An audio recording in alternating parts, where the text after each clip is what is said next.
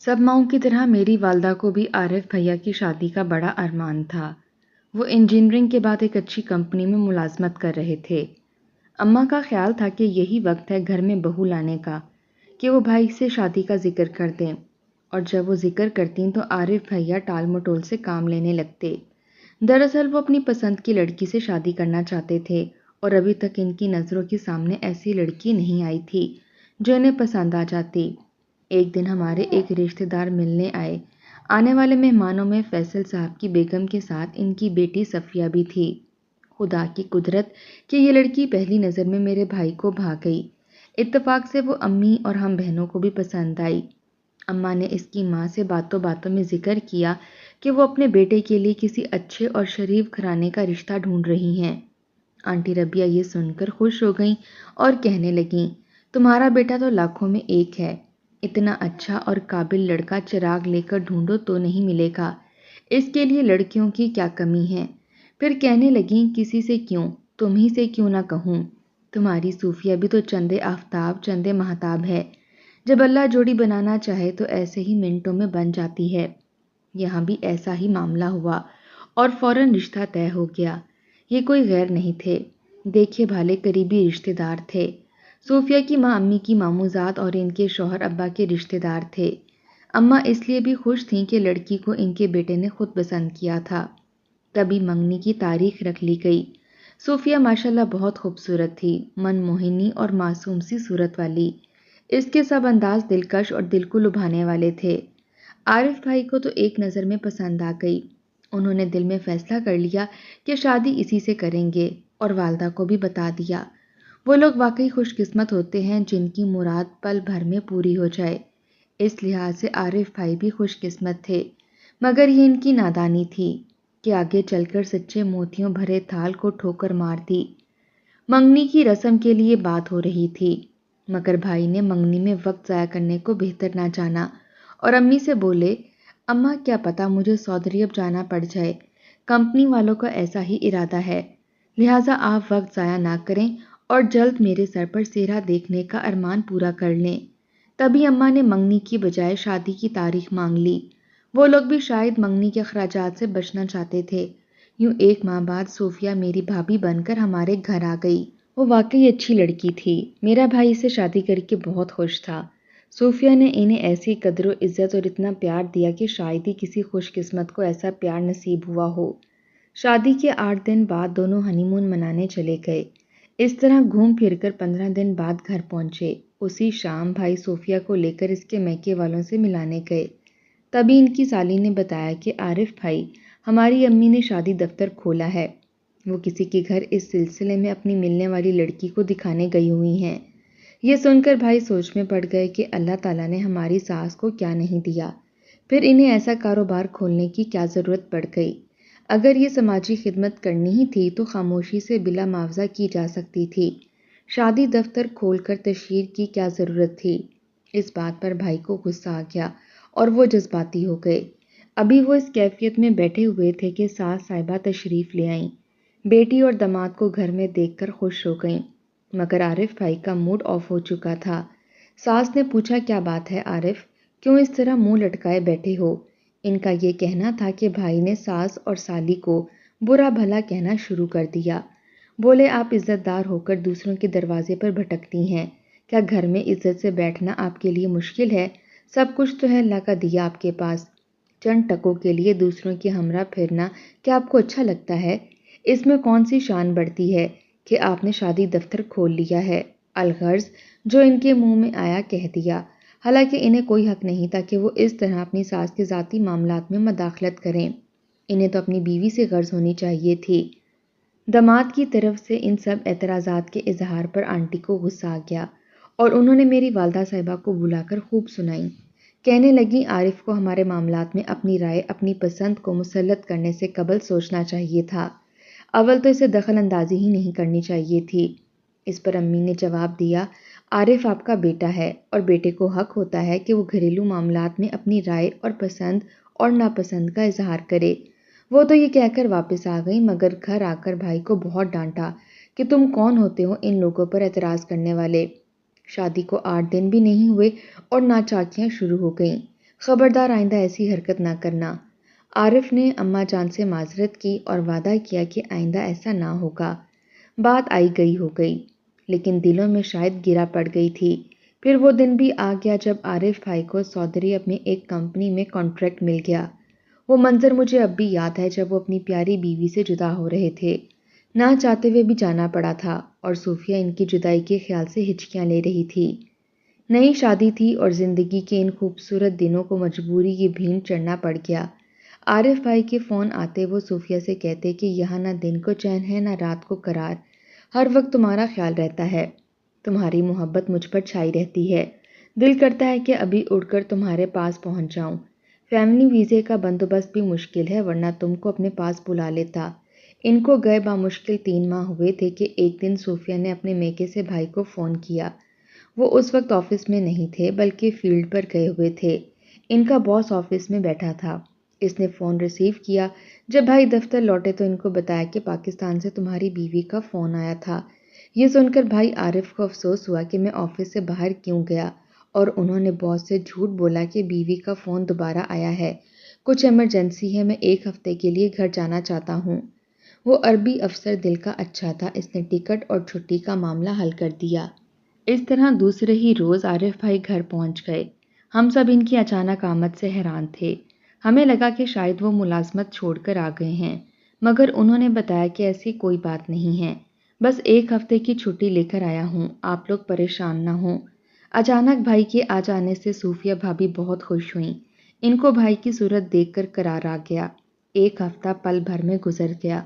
بھائی کا دل نہیں چاہتا تھا کہ بیوی سے جدا ہو کر دوبارہ پردیس جائیں، مگر جانا ضروری تھا، نوکری کا معاملہ تھا۔ جاتے وقت انہوں نے سسر صاحب سے کہہ دیا کہ میں 2 سال بعد یہ نوکری چھوڑ دوں گا، معاہدہ 2 سال کا ہے، اسے تو پورا کرنا ہی ہے۔ بولے کہ پاکستان میں ہی کام کر لوں گا، بے شک تنخواہ کم ملے گی لیکن بیوی ساتھ ہوگی اور ہم اپنی مرضی سے زندگی بسر کریں گے۔ انہوں نے اس بات کا ذکر اپنے ساتھ کام کرنے والے ایک شخص سے بھی کیا۔ اتفاق سے وہ ان کے سسر کا جاننے والا نکلا۔ جب انہوں نے اس شخص کو اپنے سسر کا نام اور پتہ بتایا تو پتہ چلا کہ وہ انکل سلیم کے اندرونی معاملات سے بھی بخوبی واقف ہے۔ اس بدخواہ نے بھابھی صوفیہ کے بارے میں عارف بھائی کو کچھ ایسی باتیں کہیں جو سن کر بھائی کے دل میں بدگمانی پیدا ہو گئی، اور انہوں نے سوچا کہ نوکری جاتی ہے تو جائے، مگر میں اس اندیکھے عذاب میں مبتلا نہ رہوں گا۔ اس طرح دن رات ذہنی تناؤ میں گزارنے لگے اور کام بھی ٹھیک نہ کر سکے۔ انہوں نے ٹکٹ کٹوایا اور پاکستان واپس آ گئے۔ ان کو بہت بعد میں احساس ہوا کہ انہوں نے جلد بازی میں اپنے پاؤں پر کلہاڑی مار لی۔ بجائے اس شخص کی فضول باتوں پر یقین کرنے کے اسے سختی سے دھتکار دینا چاہیے تھا، مگر اس وقت وہ کانوں کے کچے ثابت ہوئے۔ اچھی بھلی نوکری کو داؤ پر لگا دیا اور بیوی کے ماضی کی پڑتال کرنے اس کے گھر پہنچ گئے۔ یہ بھی نہ سوچا کہ بیوی کی زندگی کے گزرے دنوں کو برا بھلا کہنے سے کیا ہوگا، اب شادی ہو چکی ہے۔ صوفیہ بھابھی ہمارے ساتھ بہت پیار اور محبت سے رہ رہی تھیں۔ بھائی کے پردیس جانے کے باوجود کتنے صبر اور شرافت سے ان کے بغیر سسرال میں رہتی تھیں۔ کبھی میکے جا کر رہنے کا نہیں کہا۔ وہ چاہتی تو اپنے ماں باپ کے پاس جا کر رہ سکتی تھی جبکہ وہ لوگ ہم سے زیادہ امیر تھے، مگر انہوں نے ایسا نہیں کیا۔ میرے والدین کی خدمت کے لیے ہمارے ساتھ رہنا پسند کیا۔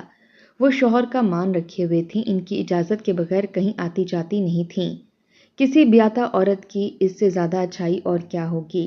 عارف بھائی نے آتے ہی بیوی کی محبت اور اس کی اچھائیوں کو نظر انداز کرتے ہوئے ماضی کے بارے میں سوالات شروع کر دیے اور ان کو اتنا پریشان کیا کہ وہ دھاڑے مار مار کر رونے لگیں اور ضد چوک کر کہہ دیا کہ ہاں، ماضی میں کسی اور سے شادی کرنا چاہتی تھیں۔ اس بات کو اعتراف اور اقرار سمجھتے ہوئے بھائی نے کہا کہ اچھا تو یہ بات ہے، اب تم مجھ سے معافی مانگو اور سچے دل سے کہو کہ اب ماضی کی کسی یاد کو ذہن میں نہیں لاؤ گی۔ جب تک تم اپنے ماضی کے بارے میں اصل بات نہیں بتاؤ گی میں تم کو معاف نہیں کروں گا۔ اور وہ کہہ رہی تھی کہ کیا بتاؤں، کیا سننا چاہتے ہو؟ ماضی تھا، ختم ہوا۔ ماضی تو بھلانے کے لیے ہوتا ہے، میں نے بھی بھلا دیا، آپ مل گئے تو مجھے سب کچھ مل گیا۔ میرا ماضی بے داغ ہے، میں ان لڑکیوں میں سے ہوں جو شادی سے قبل کسی غیر کی طرف نہیں دیکھتیں، آپ یقین کریں یا نہ کریں۔ بھائی نے مگر یقین نہ کیا، یہ ان کی کم عقلی تھی۔ انہوں نے اپنی بیوی کو خوب رلایا، مارا بھی۔ تب امی نے بیٹے کو لتاڑا تو انہوں نے بیوی کو معاف کیا، لیکن اس کے بعد بات دہرانا ان کا معمول بن گیا۔ وہ اسے تانے دیتے اور وہ رو رو کر برا حال کر لیتی۔ جب وہ روتی تو یہ اسے منانے لگتے۔ اس طرح یہ چکر چلتا رہا، مگر بھائی نے ایک دن بھی بیوی کو دل سے معاف نہیں کیا، حالانکہ ان کی محبت بھی ان کے دل میں تھی۔ نہ جانے پھر ان کو کیا ہو جاتا تھا کہ وہ اتنے اذیت پسند ہو گئے تھے۔ انہوں نے اسی پر بس نہیں کیا، بلکہ ایک جانب نوکری چھوڑ کر گھر بیٹھ گئے اور دوسری جانب وقتاً فوقتاً دل دکھانے والی باتیں کر کے صوفیہ کو تنگ کرتے رہتے۔ یہ بھی کہتے کہ تم مجھے دوسری شادی کے لیے اجازت نامہ لکھ دو، تب میں تم کو معاف کر دوں گا۔ جب تک تم میرے لیے یہ قربانی نہیں دو گی، میں تم کو معاف نہیں کر سکوں گا۔ آخر میں بھی تو تمہاری خاطر قربانی دے رہا ہوں، یہ جانتے ہوئے کہ تمہیں ماضی میں اپنا کوئی کزن پسند تھا، تمہارے ساتھ نبھا رہا ہوں۔ مجھے لگتا ہے کہ بھائی یہ باتیں صوفیہ کو دبا کر رکھنے اور اس پر روب جمانے کے لیے کرتے تھے۔ حقیقت سے ان باتوں کا کوئی تعلق نہیں تھا، اور نہ ہی وہ دوسری شادی کرنا چاہتے تھے، کیونکہ انہیں اپنی بیوی سے پیار تھا۔ اگر انہیں اندازہ ہو جاتا کہ یہ کوئی مذاق نہیں، ایک گھناؤنی حرکت ہے اور اس کا انجام برا ہوگا، تو ہرگز وہ اس طرح کا طرز عمل نہ اپناتے۔ وہ تو اپنی طرف سے سمارٹ بن رہے تھے، مگر صوفیہ کے دل میں نفرت جڑ پکڑتی جا رہی تھی۔ اب وہ کہنے لگی تھی کہ عارف ذہنی بیمار ہیں اور کبھی ٹھیک نہیں ہو سکتے۔ انسان کتنا بھی کسی سے محبت کرتا ہو، کتنا بھی صابر ہو، مگر صبر کا پیمانہ کسی دن لبریز ہو ہی جاتا ہے۔ ایک روز اس نے یہ ساری باتیں جا کر اپنے والدین کو بتا دیں۔ انہوں نے بیٹی کو گھر بٹھا لیا۔ ان دنوں صوفیہ امید سے تھی، تو ماں باپ نے عارف سے بیٹی کی طلاق کا مطالبہ کر دیا۔ طلاق کا سن کر بھائی سکتے میں رہ گئے۔ وہ طلاق کا سوچ بھی نہیں سکتے تھے، بلکہ حقیقت تو یہ تھی کہ وہ کسی قیمت پر صوفیہ کو خود سے جدا نہیں کر سکتے تھے، خاص طور پر جب وہ ان کے بچے کی ماں بننے والی تھی۔ یہ جھگڑے فساد انہوں نے کیے تھے، سراسر ان کی بے وقوفی تھی۔ انہوں نے سوچا نہ تھا کہ حالات ایسے سنگین موڑ پر پہنچ جائیں گے۔ وہ بیوی پر روب جمانے کے چکر میں خود اپنے بنائے جال میں پھنس گئے۔ اب یہ ضد ہو گئی کہ میری بیٹی کو طلاق دو۔ تب بھائی کو ہوش آیا، جا کر ان کی منت سماجت کی، پاؤں پکڑے اور اپنی صفائی پیش کی کہ کسی بدخواہ نے ان کے دل میں بدگمانی بھر دی تھی اور وہ بہک گئے تھے۔ اب ہرگز وہ باتیں نہیں دہرائیں گے جن سے صوفیہ کو تکلیف پہنچے۔ انہوں نے قسمیں کھائیں، مگر آنٹی نے نہ کر دیا۔ بولیں اس سے پہلے کہ تم ہماری بیٹی پر کچھ اور طرح کے الزامات لگا کر اسے چھوڑ دو، ہمیں آج ہی طلاق لکھ دو۔ خاصا ہنگامہ ہوا۔ امی ابو نے بہت کوشش کی کہ سنور جائے اور صلح ہو جائے، مگر بے سود۔ انہوں نے خلا نامہ لکھوایا ہوا تھا جس پر صوفیہ نے دستخط کر دیے تھے اور عارف بھائی کو ان پر دستخط کرنے پر مجبور کر رہی تھیں۔ جب دیکھا کہ معاملہ بہت گرم ہے تو بھائی نے ساس کا غصہ ٹھنڈا کرنے کے لیے دستخط کر دیے۔ ان کا خیال تھا کہ جب ان کا غصہ ٹھنڈا ہو جائے گا تو منتیں ترلے کر کے منا لیں گے، کیونکہ وہ سمجھتے تھے کہ محض دستخط کرنے سے طلاق نہیں ہوگی جب تک شوہر اپنے منہ سے طلاق کے الفاظ 3 بار نہ کہے یا شرعی طریقے سے نہ دے۔ حالانکہ صوفیہ کے سب رشتہ داروں نے دباؤ ڈالا، پہلے 3 بار منہ سے طلاق کہیں پھر خلا نامے پر دستخط کریں، مگر بھائی نے ایسا نہ کیا، کیونکہ ان کی نیت طلاق دینے کی تھی ہی نہیں۔ ان کے لیے تو صوفیہ کے بغیر زندگی گزارنا محال تھا۔ اس کی خاطر پردیس کی اتنی اچھی نوکری چھوڑ دی تھی۔ یوں ان میاں بیوی میں زبردستی کی جدائی پڑی۔ اس کے بعد عارف بھائی کی نیندیں اچاٹ ہو گئیں۔ وہ انگاروں پر جاگتے اور کانٹوں پر سوتے تھے۔ ان کو اپنے کیے کی بہت بڑی سزا ملی۔ وہ ایسے بد نصیب باپ بنے جس نے اپنی بچی کو کبھی نہ دیکھا، ایسے کم نصیب شوہر تھے کہ اتنی اچھی اور پیاری بیوی بدگمانی کی وجہ سے گنوا دی، اپنی جنت جیسی ازدواجی زندگی کو خود ہی آگ لگا دی۔ دوستو، بدگمانی ہزاروں وسوسوں کو جنم دیتی ہے، جس کا براہ راست تعلق سکون سے جڑا ہوا ہے۔ منفی خیالات جینے کی عمر بھی گھٹانے کا باعث بنتے ہیں۔ گمان صرف ذہنی سوچ کی پیداوار ہے۔ ایک گمان کے سچے اور جھوٹے ہونے کی یکساں امکانات ہوتے ہیں، اس لیے گمان کرنا اور اسے دل میں پالنا ہر صورت میں غلط عمل ہے۔ لوگوں کے بارے میں ہمیں اصل میں ان کے ہی عمل کی بنیاد پر رائے قائم کرنی چاہیے۔ ان کے بارے میں ہماری رائے سنی سنائی باتوں پر اور بے بنیاد خیالات پر مبنی نہیں ہونی چاہیے۔ بدگمانی سے نپٹنے کے لیے ہمیشہ ہر حال میں مثبت سوچ اور ثابت قدم رہنا سیکھیں۔ بدگمانی سے نپٹنے کا بہترین طریقہ سیدھی بات پر قائم رہنا ہے۔ بدگمانی ایک مومن کو گناہ گار بھی بنا سکتی ہے، اس لیے اپنی زندگی ٹھوس حقائق پر استوار کریں اور بدگمانی سے دور رہیں۔ انسان کی زندگی میں ایسے بہت سے موقع آتے ہیں جب برسوں کے تعلقات معمولی غلط فہمی کی بنا پر ختم ہو جاتے ہیں۔ بدگمانی سے تعلقات میں کڑواہٹ بڑھتی ہے اور بڑھتی ہی جاتی ہے، یا پھر کوئی کسی کے تعلق سے ہمارے دل و دماغ میں بدگمانی کا بیج بو دیتا ہے اور وہ دور سے تماشا دیکھتا ہے۔ اگر ہمارے تعلقات سچے اور بے لوث ہیں تو ہمیں بدگمانی سے نپٹنے کے لیے تیار رہنا چاہیے۔ اپنے عزیزوں کے تعلق سے کوئی بدگمانی ہو تو اسے دور کرنے کی پہل کرنی چاہیے۔ دوسری بات، اگر ہمیں لگ رہا ہے کہ کسی بدگمانی کی وجہ سے سامنے والے کے رویے میں ہمارے تعلق سے سرد مہری پیدا ہو رہی ہے تو اس کی وجہ معلوم کر کے بذات خود آگے بڑھ کر بدگمانی کو دور کر دینا چاہیے۔ اس بات کا انتظار نہیں کرنا چاہیے کہ میں بڑی ہوں یا اس سے زیادہ شہرت کی مالک ہوں یا بہت دولت مند ہوں۔ اپنی طرف سے لازمی پہل کریں، اسی میں انسان کی عظمت ہے۔ بدگمانی ہمارے مہذب معاشرے میں پھیلا ایک مرض ہے۔